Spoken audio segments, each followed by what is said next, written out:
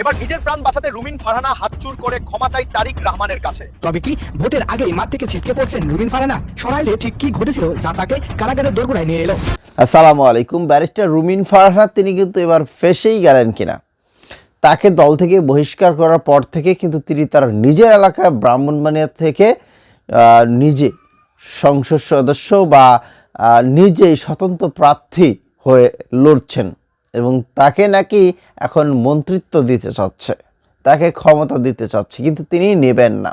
হ্যাঁ, তার একটা সাম্প্রতিক সময় একটা ভিডিও ভাইরাল হয়েছে, যেটা আপনারা দেখেছেন যে একজন ম্যাজিস্ট্রেটের সাথে কীরকম ব্যবহার করেছে, খুবই খারাপ আচরণ করেছে। ডেভিল হান্ট, মানে এরকমটাও অনেকে বলছে যে ডেভিলের মতো তিনি আচরণ করেছেন। তো অনেকে অনেক ধরনের ব্যাখ্যা দিচ্ছেন।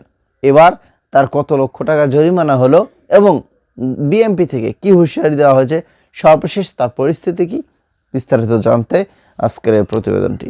আশা করছি ভিডিওটা শুরু থেকে শেষ পর্যন্ত দেখবেন। কি বলছেন সেখানে ব্যারিস্টার রুমিন ফারহানা। গতকালকে দেখলাম ডিসি অফিস থেকে একটা নোটিশ এসছে। মজার বিষয় হলো এই নোটিশটা কিন্তু ব্যারিস্টার রুমিন ফারহানা স্বতন্ত্র প্রার্থী নির্বাচনী এলাকা 244-কে দেওয়া হয়েছে, কিন্তু এটা আমি পাই নাই। এই নোটিশ আমি পাইছি ফেসবুকে। আপনারা যেমন ফেসবুকে পাইছেন, আমিও ফেসবুকে পাইছি। আচ্ছা, দেখি এই নোটিশে কি বলতেছে।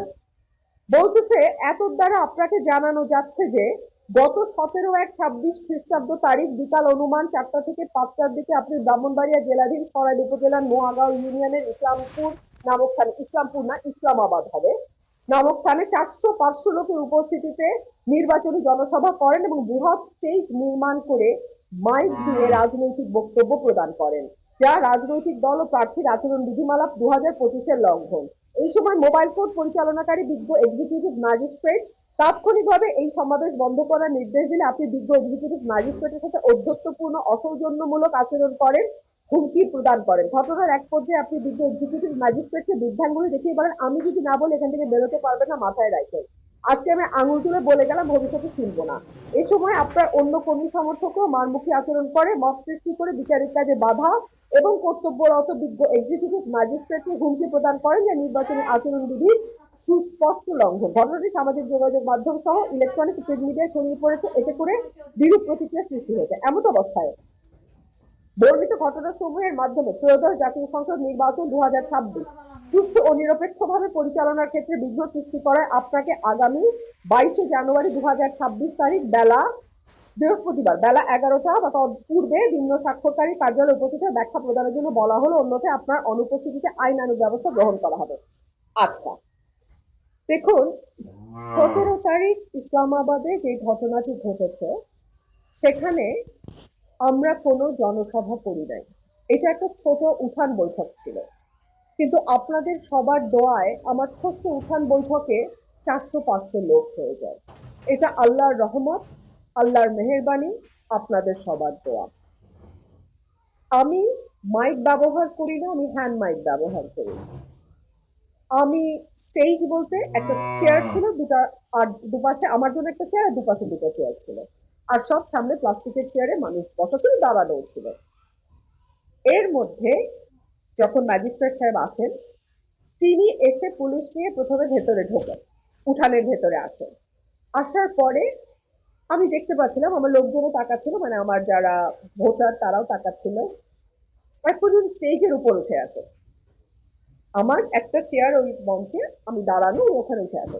তো আমি এই পর্যায়ে বক্তব্য শর্টকাট করি, আমি নেমে যাই এবং আমি ওনাকে বিনয়ের সাথে জিজ্ঞেস করে, আচ্ছা আমার কোন আচরণ বিধিটা লঙ্ঘন হয়েছে? উনি আমাকে বলতে পারছিলেন।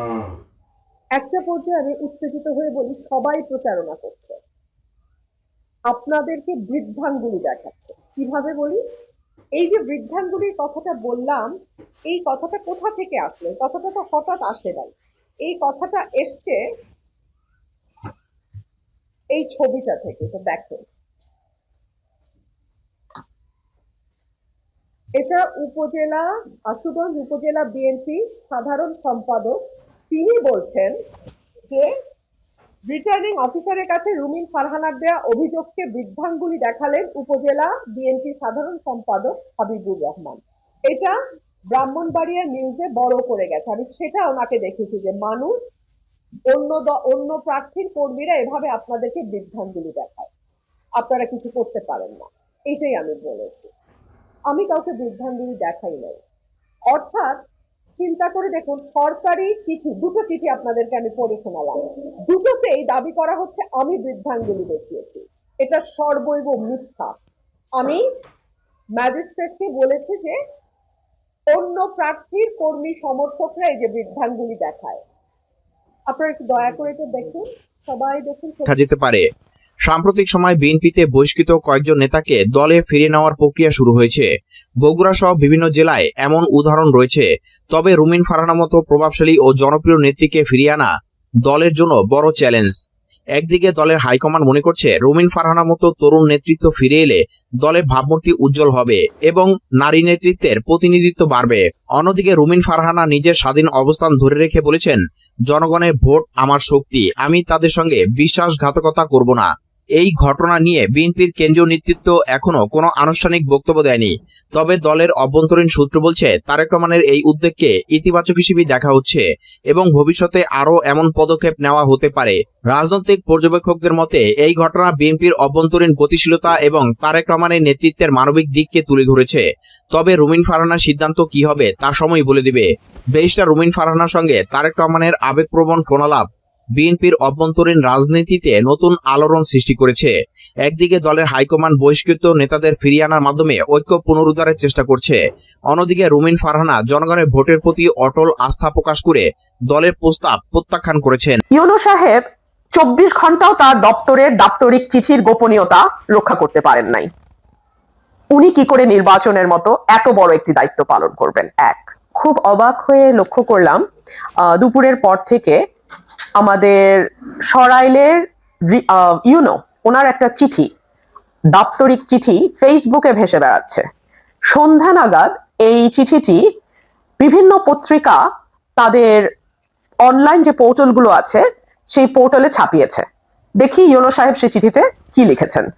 উনি লিখেছেন, উপর্যুক্ত বিষয়ের আলোকে দর্শক, আজকের এই ভিডিওটি সম্পর্কে এবং রুমিন ফারহানা সম্পর্কে লিখবেন। অনেকেই রুমিন ফারহানার পক্ষে, আবার অনেকেই রুমিন ফারহানার বিপক্ষে। অনেকেই বলছেন এই রুমিন ফারহানা একজন ত্যাগী নেত্রী এবং বিএনপির জন্য অনেক কিছু করেছে, বিএনপির পক্ষে যে কাজগুলো করেছে, এতে করে বিএনপি তাকে যে মূল্যায়ন করলো, বিএনপি তাকে যেভাবে বহিষ্কার করলো, এটা খুবই খারাপ কাজ হয়েছে। এবার অনেকেই বলছে যে না, এই মহিলা ভালো না, এই মহিলা হিংস্র মতো, কারণ তার যে আচরণ, তার যে গুন্ডামি ব্যবহার, তার যে কথাবার্তা মোটেও ভালো না, এবং তাকে বিএনপি যেভাবে বাতিল করেছে, তাদের দল থেকে বহিষ্কার করেছে, খুব ভালো কাজ করেছে, এরকমটা বলছেন। তবে দিন শেষে একটা কথাই, আসলে তিনি যে গত কয়েকদিন আগে কাজটা করেছে, খুবই খারাপ কাজ করেছে এবং এরকম ব্যবহার এটা কেউ আশা করে না। তো লিখবেন আপনাদের মতামত থাকলে।